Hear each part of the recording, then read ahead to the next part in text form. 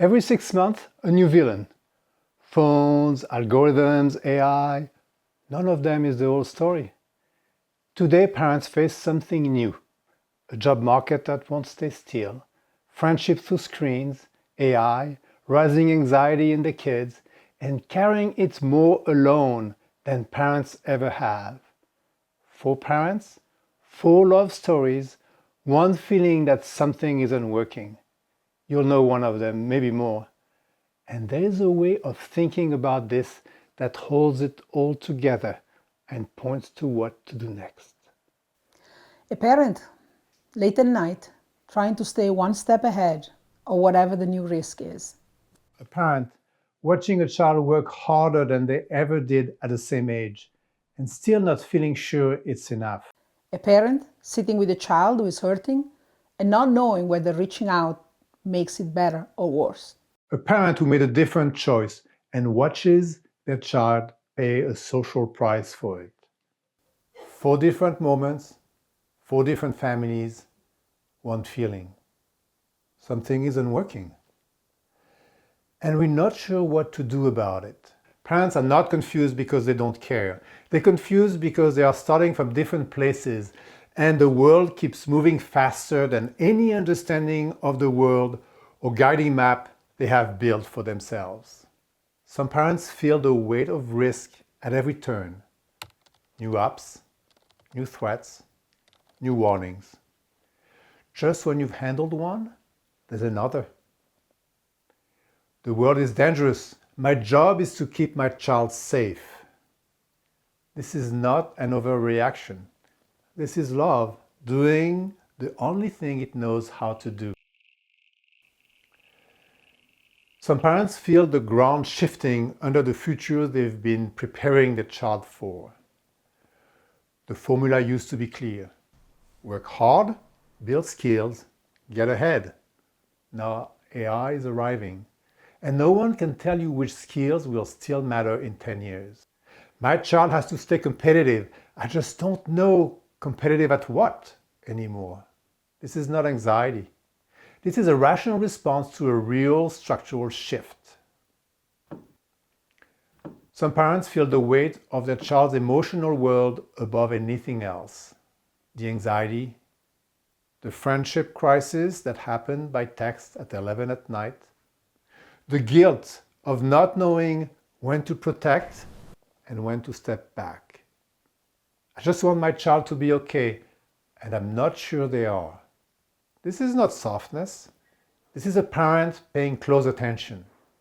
And some parents have already made a different choice.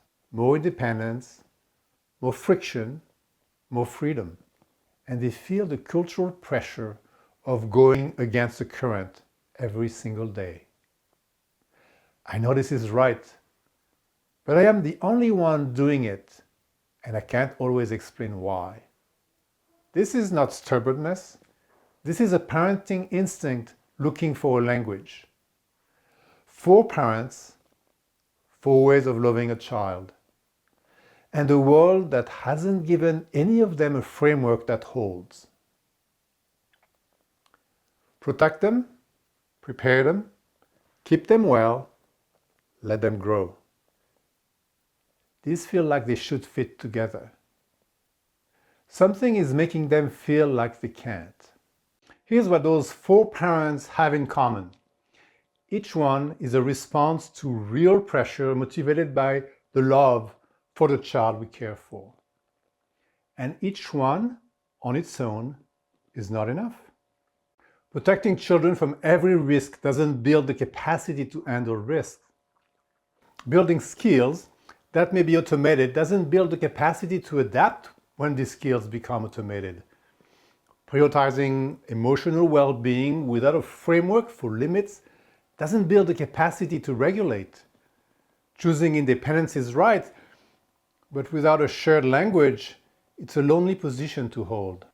Not because any of these parents are wrong, but because all of them are missing the same thing. A way of thinking about what children actually need to develop that sits underneath all 4 of them, that doesn't ask you to choose between safety and growth, between academic success and emotional health, between preparing for the future and protecting the present. What's missing is an effort or information or love. It's a way to tell the difference between building skills and growing the capacity to live.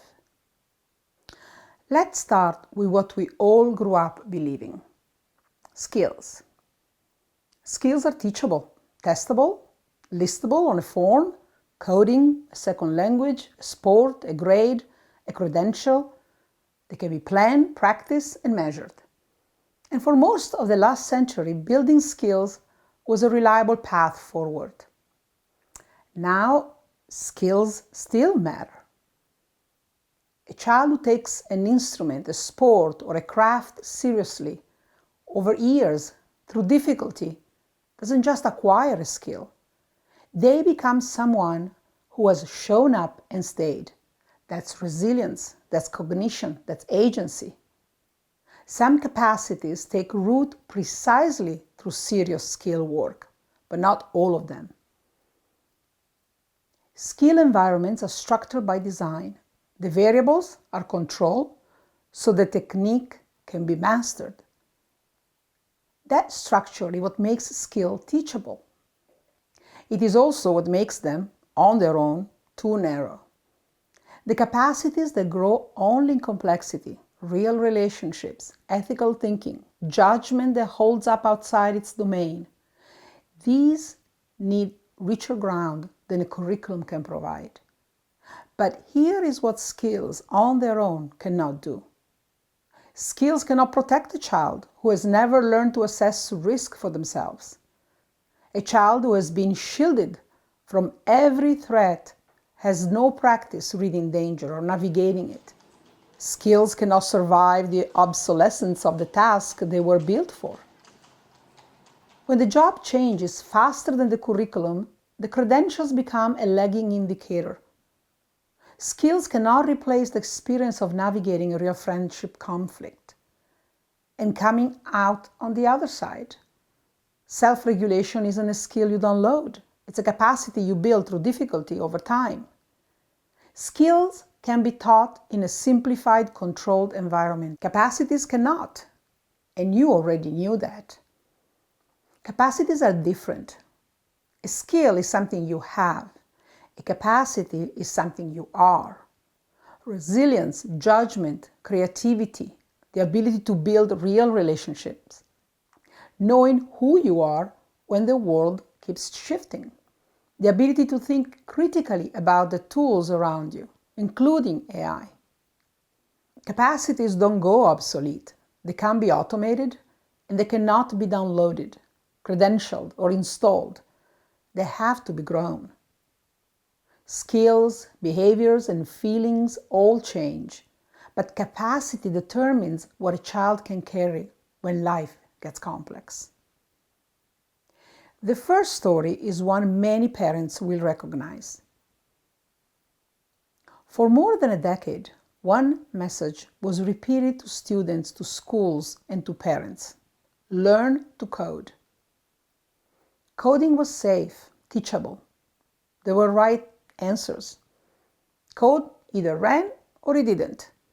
Colleges expanded, boot camps opened. For a while it worked. Then AI arrived, not slowly, not cautiously, all at once. At first, it was described as a helper, a productivity boost. But very quickly, it became clear the AI wasn't just helping entry-level programmers. It was also doing their work. New graduates applied for hundreds of jobs with little response. Students who had done everything right found themselves stranded, not because they failed, because the rules changed underneath them. What remained valuable after the collapse wasn't a skill, it was judgment, context, creativity, the ability to work with other humans around complexity that has no clear answers. Capacities, not credentials. The second story is quieter. A family careful, attentive, devoted to their child's safety, every app reviewed, every contact monitored, every risk anticipated. The child was by every measure protected. And then at 17, they left for university and discovered they had no idea how to navigate a conflict with a roommate, no idea how to tolerate being wrong in public, no idea how to be bored without a screen and survive it. The parents had done everything right. They had protected their child from harm. Protection had not protected the child from practice. The capacity to read the room, to manage uncertainty, to recover from embarrassment, to make a decision without being told the answer first. Those aren't things you can protect a child from. They are things a child can only grow into by being in it. We cannot protect our children into resilience. Resistance to difficulty is not built by avoiding difficulty. It is built by meeting it in a safe enough context and coming through. The third story is the one many parents feel but find hardest to name. A child who is, by all accounts, emotionally supported. Parents who are warm, present, and deeply attentive to their child's feelings. A home that talks about emotions, that takes mental health seriously. And still something is off.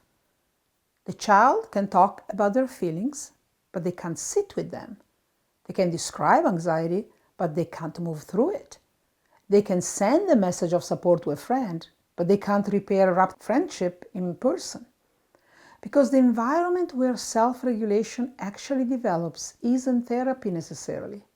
It isn't a supportive conversation with a parent only. It is a messy, uncomfortable, unscripted interaction with another child. In a room where you can't edit what you say before you say it. Emotional health is not just a feeling to be protected. It is a capacity, and it is only grown through real experience. Talking about emotions matter, but it can't replace the experience of having them in full, in person, with all the friction of another human being in the room. So what does a child actually need to develop? Not to be competitive, not to be safe, not to be emotionally healthy, not to be independent. All of those at once over time. We have identified 13 capacities, 11 that help a child meet the world and 2 wayfinders that help them navigate it. Organized into 4 clusters, each addresses a different part of a child's life. Judgment tells you where to go. Creativity reminds you that the map is not finished. Let me speak directly to each parent we named earlier. The capacities of the inner world cluster, resilience, agency, identity, are not things a child develops by being protected from difficulty. They are things a child develops by navigating difficulties in a safe enough context with a trusted adult nearby. Protection is not the opposite of capacity, but it needs to become scaffolding towards it. The capacity that the AI cannot replicate, judgment, creativity, system thinking, metacognition, are exactly the ones in this framework. Your commitment to preparing your child is right. What they need to be prepared for has changed. And here is what that looks like in practice.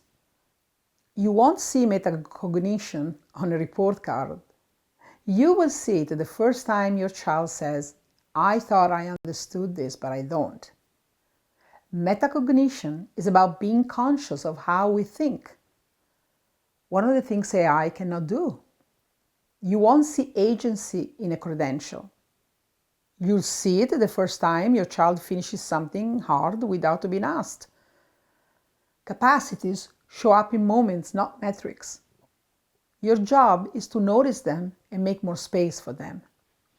Agency, your child's capacity to regulate themselves, is right here in the inner world cluster, alongside resilience, social intelligence, and communication. The capacities behind real friendship sit in the relational world cluster. Your instinct that emotional health comes first is correct. The framework gives it a structure and a direction. Maybe you are a parent who already knew. Here is the part that may change how you see this. We have worked very hard to make our children's environment simple. Simple measurements, controlled activities, tightly managed schedules. Digital interactions that filter out most of what makes human contact actually human.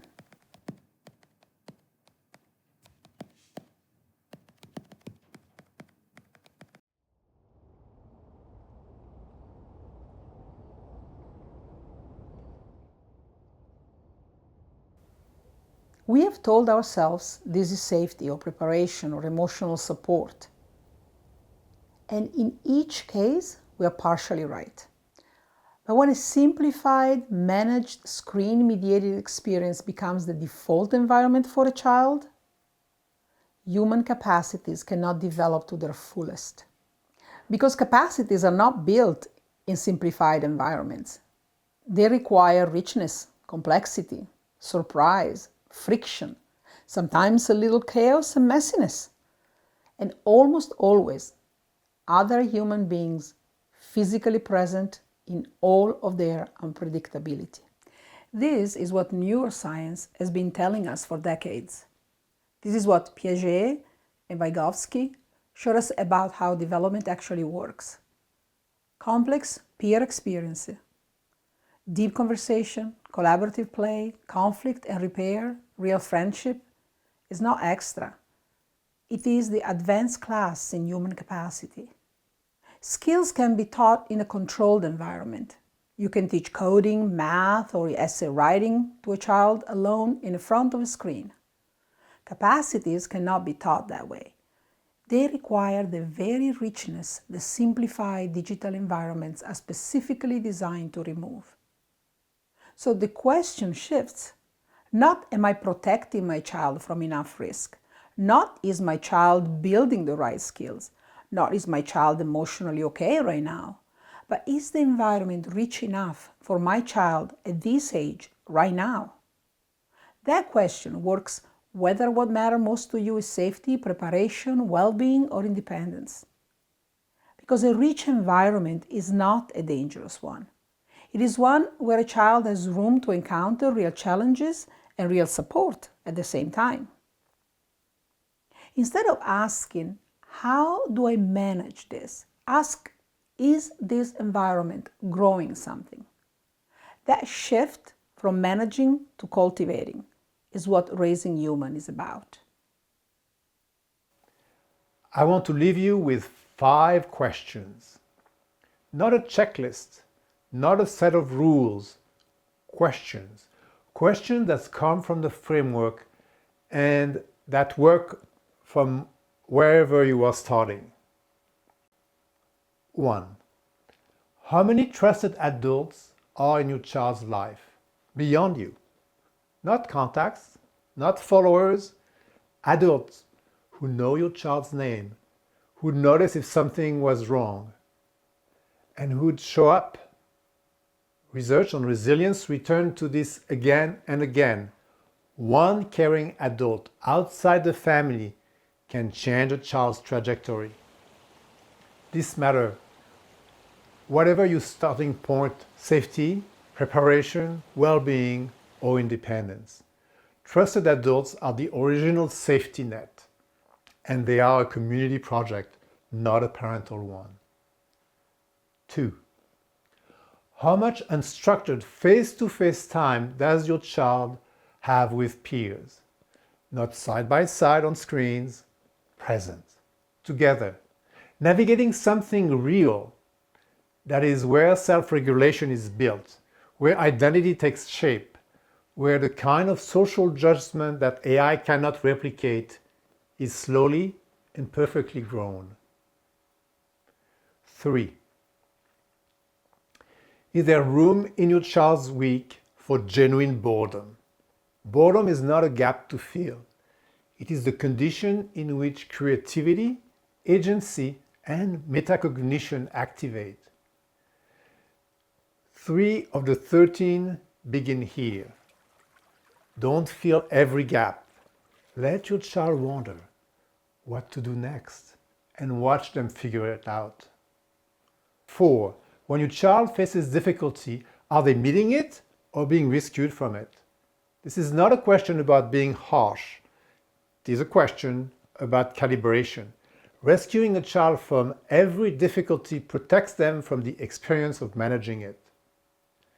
Staying close while they find their way builds the capacity they will carry into every difficulty you won't be there for. And 5. You should not be carrying this alone. What used to be communal work cannot become a solo performance.